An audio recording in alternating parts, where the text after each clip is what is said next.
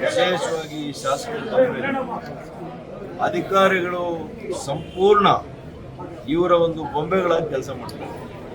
ಅವ್ರಿಗೇನು ನಾವು ಸರ್ಕಾರದಲ್ಲಿ ನಮ್ಗೆ ಸಂಬಳ ಬರ್ತಾ ಇದೆ, ಸರ್ಕಾರಿ ಕೆಲಸ ಮಾಡಬೇಕು, ಜನರ ಕೆಲಸ ಮಾಡಬೇಕು, ನ್ಯಾಯದ ಪರ ಮಾಡಬೇಕು ಅನ್ನೋದು ಮರ್ತೋಗಿದ್ದಾರೆ.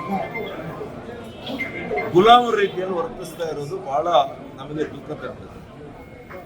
ಇವತ್ತು ನಾವು ಮತ್ತು JDSನ ಜಿಲ್ಲಾಧ್ಯಕ್ಷರು ಮತ್ತು ಎಲ್ಲ ಮುಖಂಡರು, ಎರಡೂ ಪಕ್ಷಗಳ ಮುಖಂಡರುಗಳು ಸೇರಿ ಇವತ್ತು ಸಭೆ ಮಾಡಿದ್ದೀವಿ. ಈ ಎಲ್ಲ ಘಟನೆಗಳು ನಿನ್ನೆ ಏನಾಯಿತು, ಈ ಘಟನೆಗಳಿಗೆ ಮುಖ್ಯ ಆರೋಪಿ ಆಗಬೇಕಾಗಿದ್ದು ಈ ಕ್ಷೇತ್ರದ ಶಾಸಕ.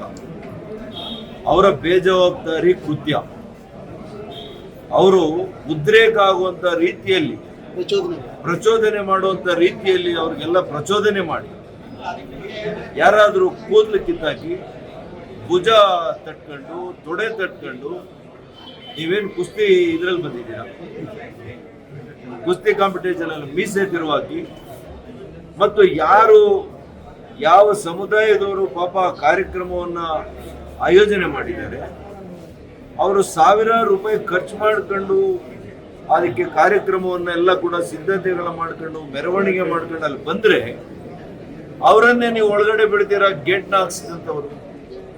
ಅವ್ರ ಕೋಪ ಇರುತ್ತಾ ಇಲ್ವಾ? ನಾನು ಮತ್ತೆ SP ಅವ್ರಿಗೆ ಹೆಂಗ್ರಿ ನೀವು ಈ ಥರ ಮಾಡ್ತೀರಿ ಅಂತಂದಾಗ ಅದು ಬಿಟ್ಟಾಗ ಅವ್ರು ಹೋಗಿ ಅವರ ವಿರುದ್ಧ ಖಂಡಿತವಾಗಿಯೂ ಕೂಡ ಧಿಕ್ಕಾರಕ್ಕೆ ಹೋಗಿದ್ದಾರೆ. ಕಾರಣ ಯಾರು? ಅವ್ರಿಗೂ ಭಾವನೆ ಇರುತ್ತಲ್ಲ.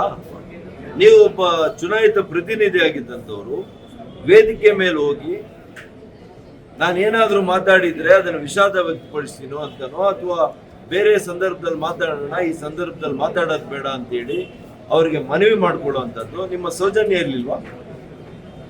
ಆ ಸೌಜನ್ಯ ತೋರಿದ್ದೀರಾ ನೀವು? ಅದು ಬಿಟ್ಬಿಟ್ಟು ಅಲ್ಲಿ ಹಾಲಲ್ಲಿ ಇರೋವರೆಗೂ ಕೂಡ ಬೆಕ್ತರ ಇತ್ತು, ಹೊರಗಡೆ ಹೋದ ಕೂಡ್ಲೇನೆ ನಿಮ್ಮ ಉತ್ತರ ಕುಮಾರ್ನ ಪೌರುಷ ತೋರಿಸಿದ್ರೆ ಸುಮ್ಮನೆ ಇರ್ತಾರ? ನೀವೇ ಅದಕ್ಕೆ ನೇರ ಕಾರಣ. ಇಷ್ಟು ಘಟನೆ ಆಗೋದಕ್ಕೆ ಈ ಕ್ಷೇತ್ರದ ಶಾಸಕರೇ ನೇರ ಕಾರಣ. ಅದಕ್ಕೆ ಅವರು ಮೊದಲನೇ FIR ಅಲ್ಲಿ A1 ಅವ್ರು ಇರಬೇಕು, A1 ಅವ್ರು ಇರಬೇಕು. ಆದರೆ ಇಲ್ಲಿ ನಮ್ಮ ಪೊಲೀಸ್ ಅಧಿಕಾರಿಗಳು ಇವ್ರ ಕೈ ಗೊಂಬೆ ಆಗಿದೆ, ಇವ್ರ ಕಾನೂನು ಮರ್ತೋಗಿದೆ. ಅವ್ರ ಮೇಲೆ ಕೇಸ್ ಮಾಡಿಲ್ಲ.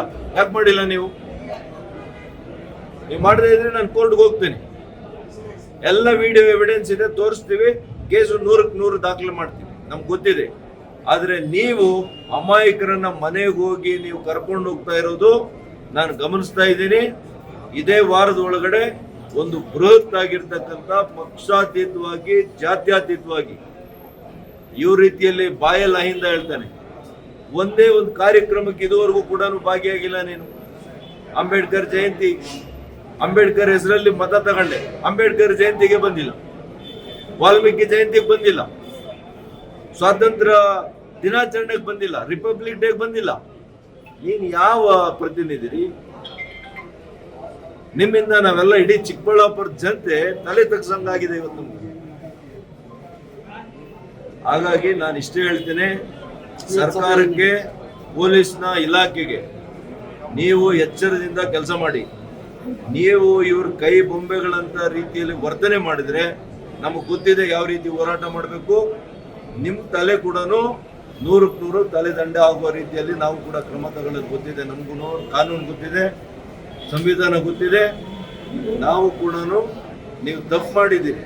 ಯಾಕೆಂದ್ರೆ ವೇದಿಕೆ ಮೇಲೆ MLA ಬಂಟರ್ನ ಬಿಟ್ಟಿದ್ರಿ 20 ಜನನ. ಏನು ಬೇಕಾಗಿತ್ತು ವೇದಿಕೆ ಮೇಲೆ? ಅವರು ಪೊಲೀಸ್ನವ್ರನ್ನ ನಿದ್ದೆ ಮಾಡ್ತಾ ಇದ್ರ? ತಹಸೀಲ್ದಾರ್ ಏನ್ ಮಾಡ್ತಾ ಇದ್ರಿ?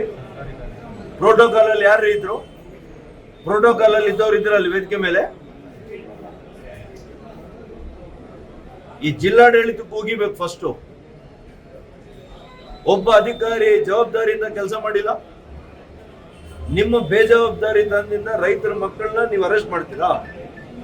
ಸುಳ್ಳು ಕೇಸ್ ಹಾಕ್ತೀರಾ? ರಾತ್ರಿ ಹೋಗಿ ಅವ್ರೇನ್ ಕ್ರಿಮಿನಲ್ಸಾ? ಕೂನಿ ಮಾಡಿದ್ದಾರೆ, ಕಳ್ತನ ಮಾಡಿದಾರ?